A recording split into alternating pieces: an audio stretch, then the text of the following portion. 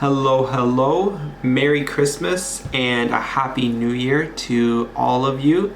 I hope you are having a wonderful Christmas season.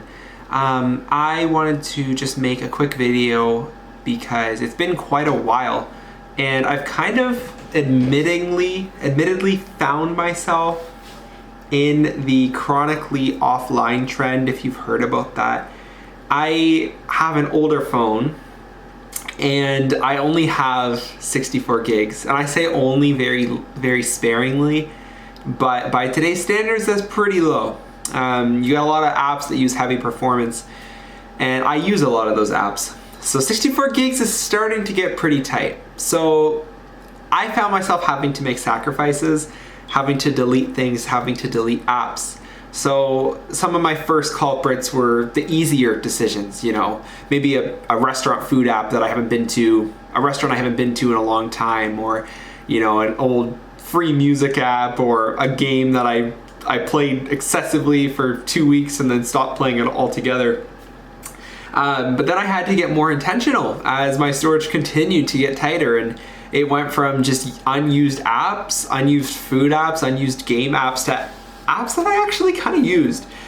And one of these apps was actually social media. More specifically, I would say Instagram. Instagram is, very obviously well-known, great tool for many things, but also it can be a distraction. And I actually found myself, with that in mind, struggling to get rid of it. Sure, I've deleted it, like in the past, I've gotten rid of it, but I always found myself re-downloading it. But this time, I didn't really have a choice but to delete it until I got more storage at least. Yes, I could have bought iCloud storage, but I really just didn't want to.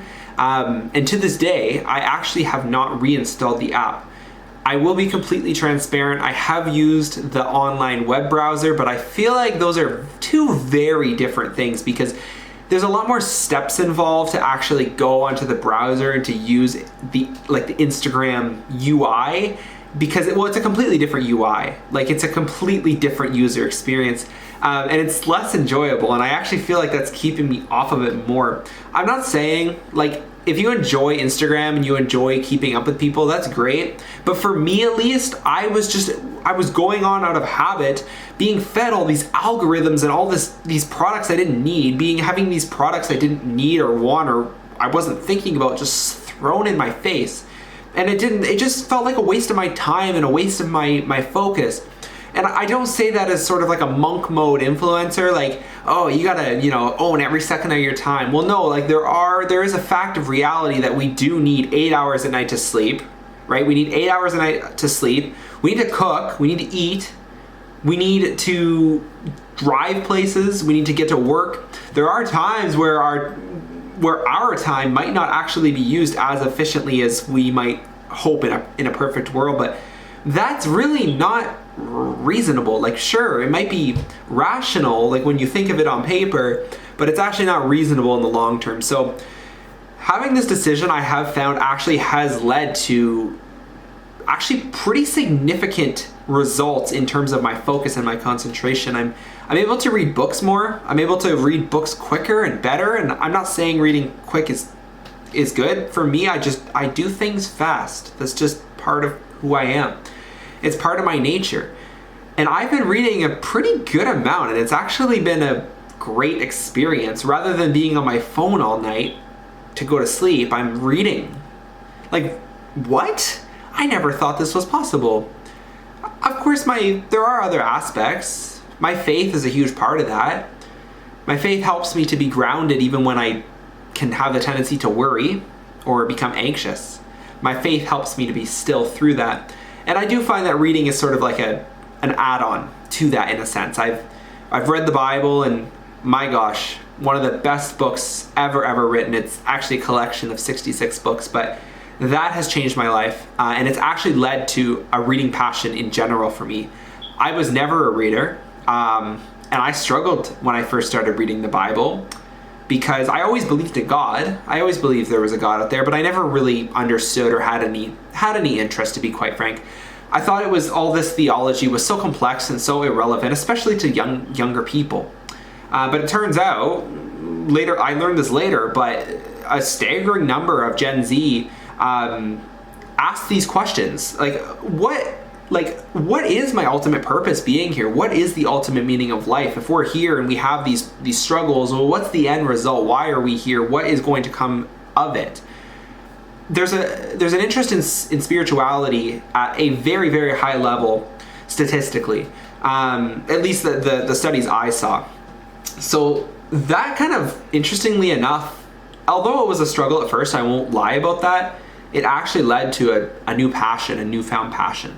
And it was super interesting because I had never really been a reader before. So anywho, I have just found that this time of year is a really, really good time to be able to step away from those things in a time where so many people fall into winter depression, experience isolation and loneliness. I think it's actually important to step away from these things that can drain so much from us. For me, it's social media, to be honest, if it's excessive.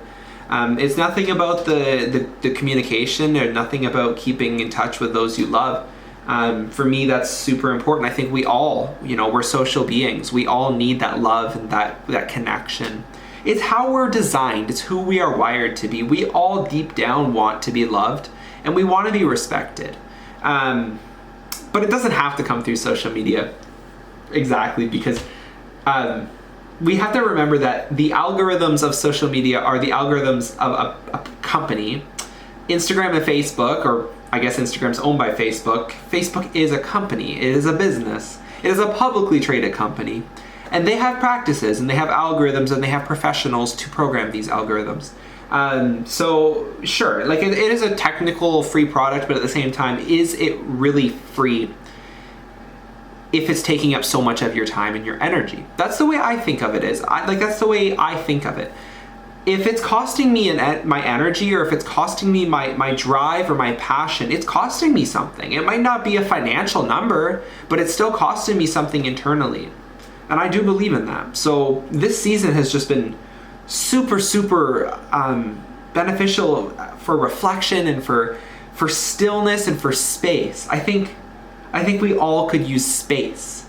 And for me, social media, getting rid of it and saying goodbye to it has been pretty great. I do still have it and I can access it, but I don't really feel the need to. It's not even like I'm forcing myself or challenging myself as a New Year's resolution, but I'm literally just voluntarily giving it up with the mindset that it's actually serving me not to be on it so much. And I do get, sure, it doesn't have to be an all or nothing mindset. It doesn't have to go from 5 hours a day, which is the average if I'm not mistaken, which is interesting in itself, to 0 minutes a day, right? That is in a sense unrealistic. For me, it was a storage issue initially. But for you, it might just be wanting to be more screen free or wanting to be more maybe academic, whatever that reason may be. It's valid. And you can do so much with that. And yes, there will be times when there's bumps in the road and we stumble and we fall, but those are not failures and those are not wasted efforts. We actually can build upon those. So just remember that to be easy on yourself and to be compassionate with yourself, because that seemingly simple decision can turn into so much more. I just wanted to, just hop on here and make a little video because it's been a little while, and wish you all a Merry Christmas and a Happy New Year, and we'll see you soon.